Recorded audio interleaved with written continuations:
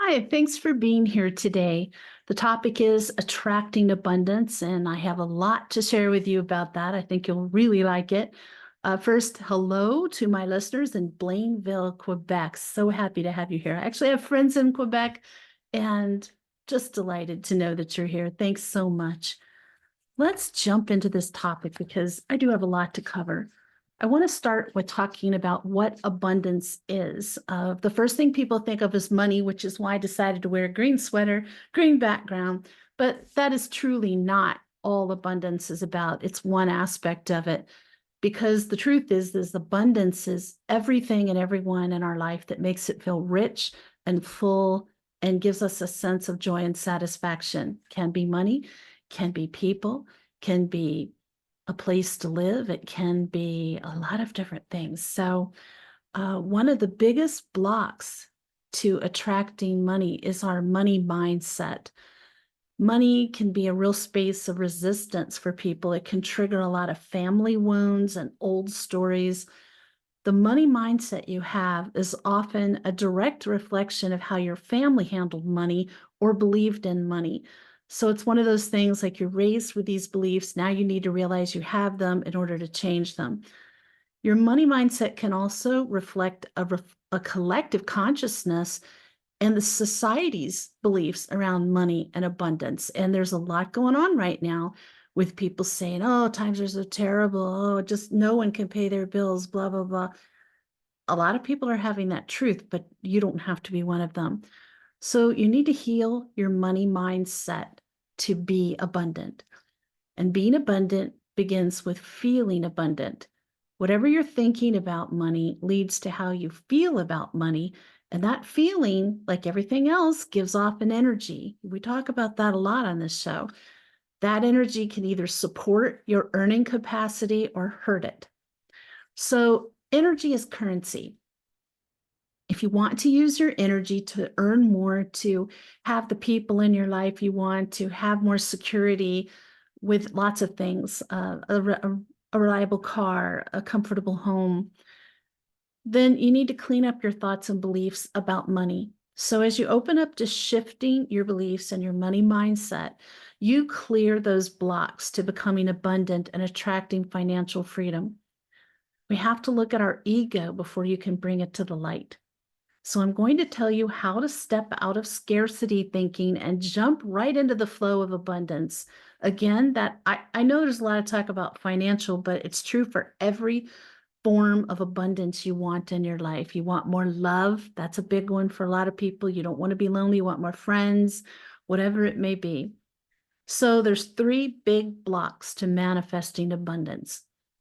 And one of these beliefs might really resonate with you, maybe more, but it's likely that you might see all three elements in yourself. One is that lack mentality. It's also known as scarcity thinking. You might believe you will never have enough, that you will never be enough, or that there's too much lack in the world. People who exist in that kind of lack mentality are convinced that they'll never achieve abundance. They're constantly struggling to feel secure. I used to be in that.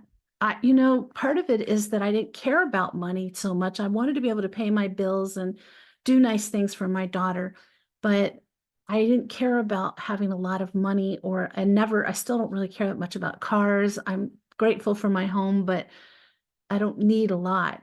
So for a long time, I worked with the mental health, and I made very low income because I worked with low income and homeless population. And I never really thought about it. And I realized later that I thought, why didn't I get a job? I have the degrees, I have the experience, I have what it takes mentally to do a high paying job. Why didn't I go for it? I didn't think I could get it. I didn't think I could. And I look at that now and I'm like, why? Why would I feel that way? But I think many people go through this, and we have to realize, we have to catch ourselves in this self-defeating sort of dialogue we have in our head before we can change it. So if you carry a belief of a system of lack, it's okay. Let's just look at this lack mentality without judgment.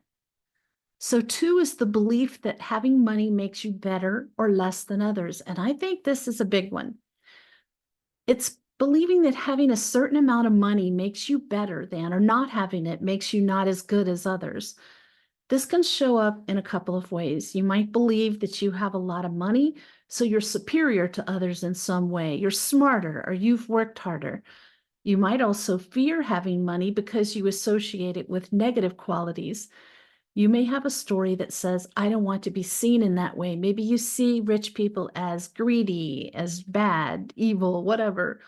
People who place importance on money see themselves as inferior if they don't have a certain amount. And those who do have a lot of money can't enjoy it because they fear losing it.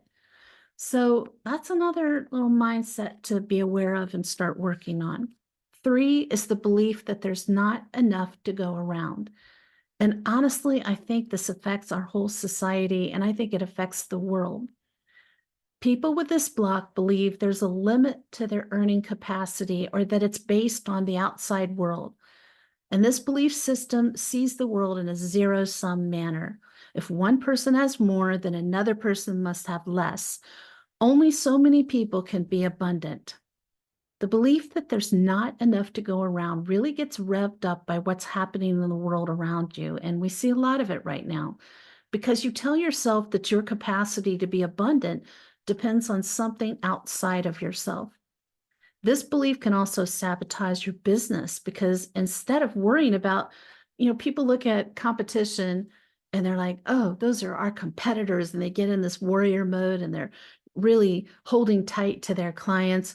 But instead of worrying about them as competitors, just say to yourself, the people who are meant to be my customers or clients will find me. And I find that to be true. Like here, I had a spiritual business in Sedona, and there are many spiritual businesses in Sedona, but my business partner and I always felt like we didn't need to compete with others. We just put our light out. We made sure we like kind of beaconed out our frequency, and the people who were meant to work with us would find us, and they did. They would come in and say, I saw your picture online and I just knew I had to talk to you, or I heard your podcast and I had to come see you. Sometimes it was driving by. I saw the name of your business, which was Sedona Soul Sisters, and I had to go in. I didn't even know what you do, and I just had to go in. So that's that pull of frequency, which is really powerful.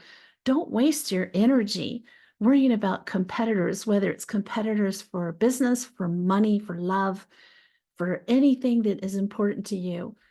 You are going to attract the opportunities and the people and the situations you're meant to.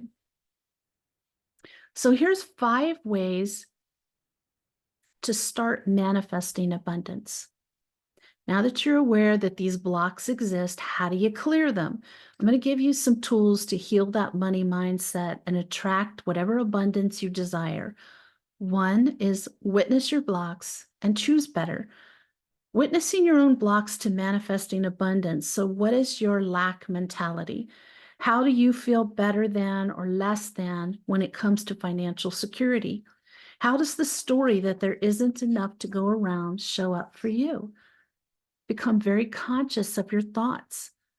Throughout the day, pay attention to those thoughts and the energy as well as your behavior around money.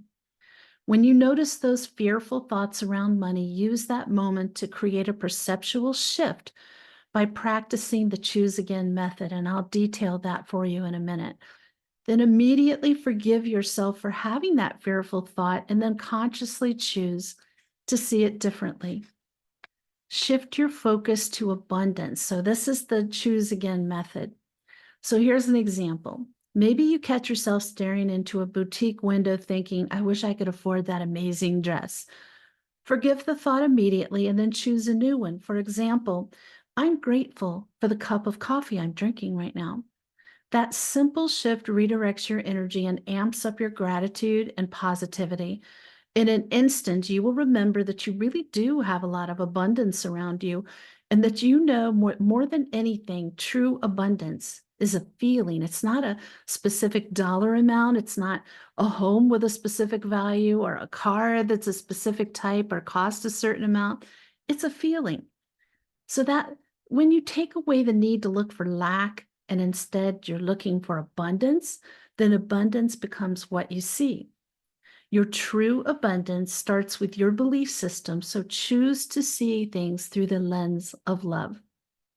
Choose to reach for a thought that makes you feel even subtly better than the one you had before. Thought by thought, guide yourself out of that lack mentality. It sounds simple, and it really is. The simplicity of these practices is what helps us create long-lasting change. Number 2, respect your money. If you're feeling blocked financially, do you notice that you are disrespecting your money in some way? Do you often find that things related to money and business just don't seem to work out for you? Your financial block stems from an energy block. I want to tell you about one I had for a long time.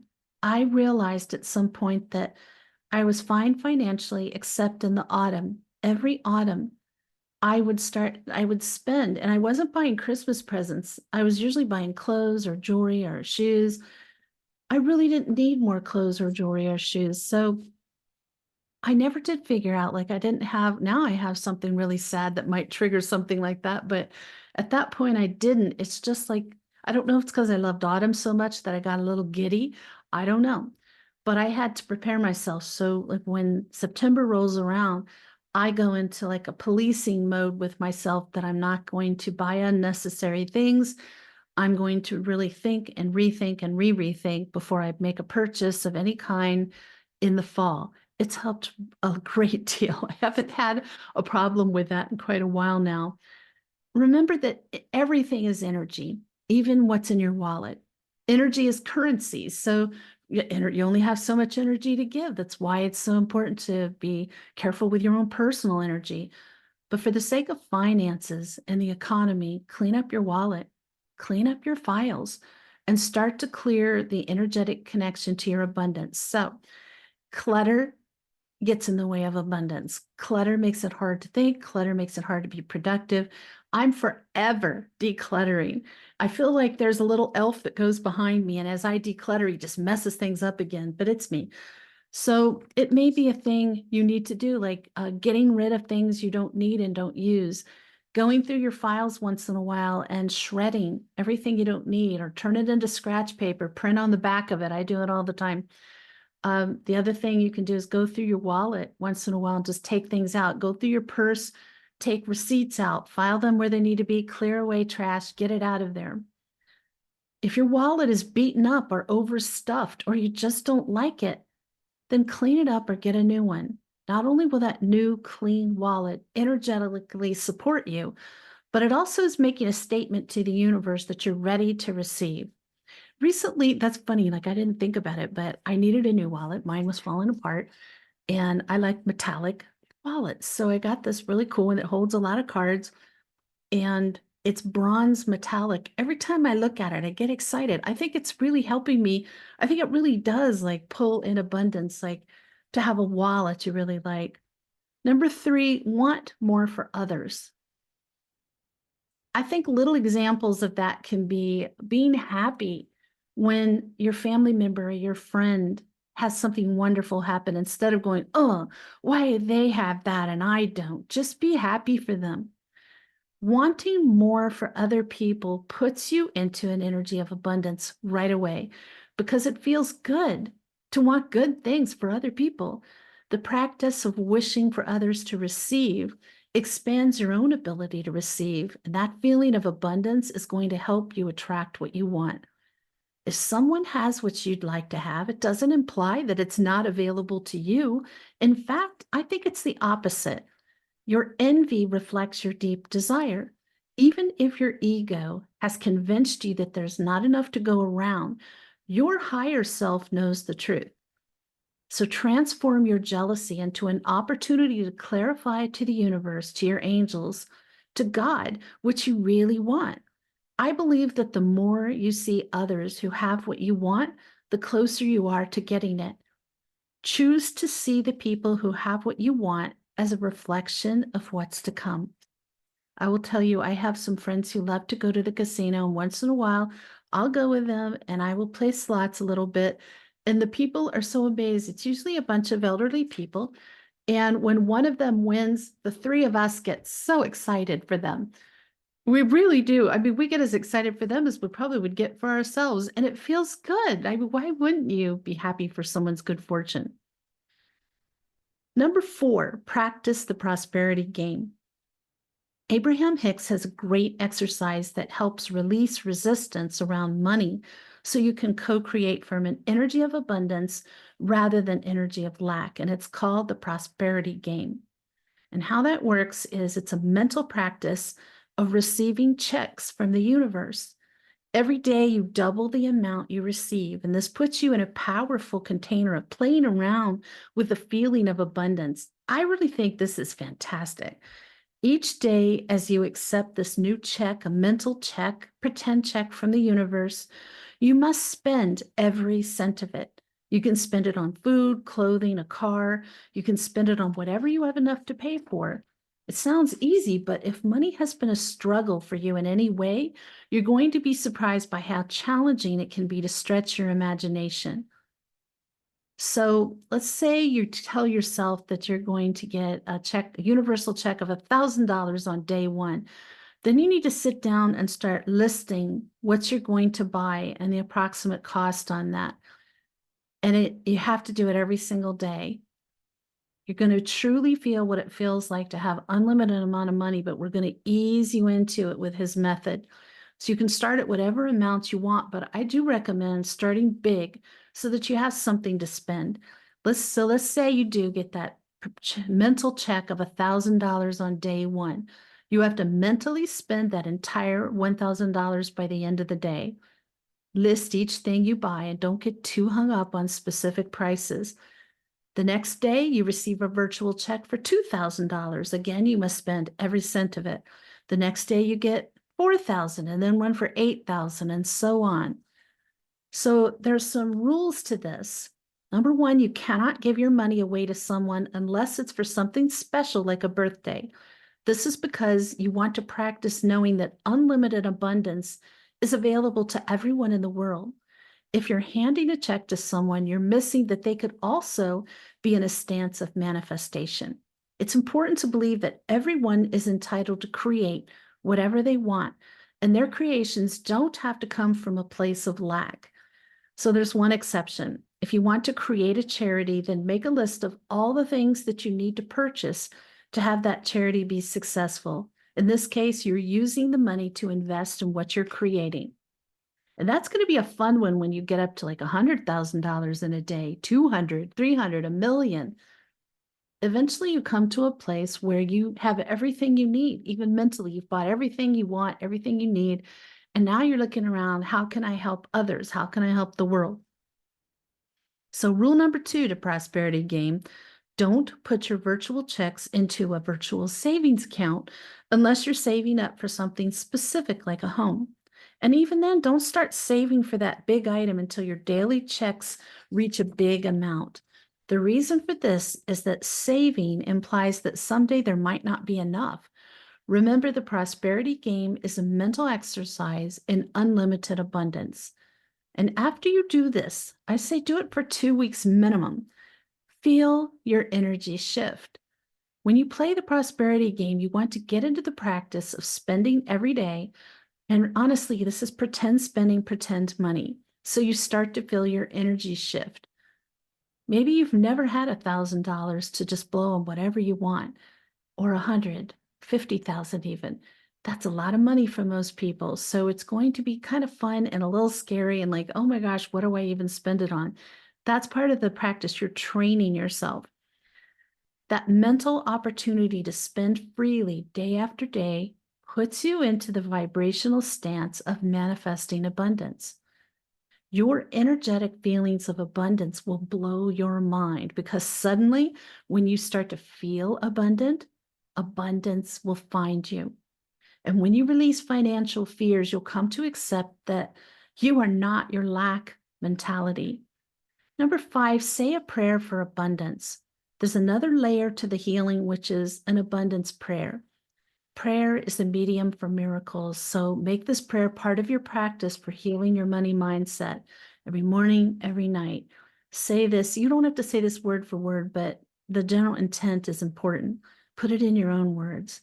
Thank you, universe, for helping me reinterpret my relationship to money.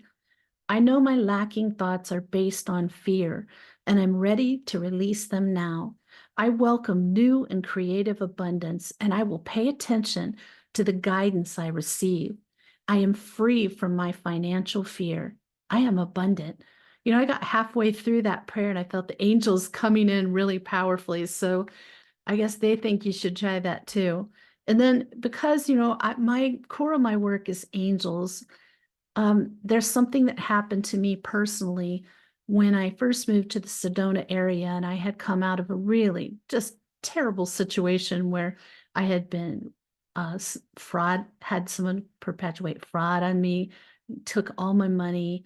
I had just enough money to move to Sedona and get into business. That's it. So it was pretty devastating. When my angels told me to stop worrying about money and thank them as if I already had what I desired, it was a game changer. And I'm skeptical by nature. I mean, I'm a logical person, so I don't believe everything I hear. But when my angels tell me to do something, I trust them implicitly. So I did it. And after the first time I said this, I'm going to tell you in a minute, I felt the shift right away. And so today, and every time you worry about money or financial issues, say this out loud. Angels, thank you for providing me with enough money to pay my bills on time and in full, to save money and to have fun in life. That's really what it's all about. And you don't have to get into the details of how much money that is, how much you need to save. Your angels know what you want, what you need, and just let it unfold. But it is very interesting that as soon as I started doing that is when prosperity started flowing for me, and it has ever since. And if I ever find myself sliding back into any scarcity, immediately I say this. Your angels are going to begin assisting you, and you'll begin training your mind to expect abundance.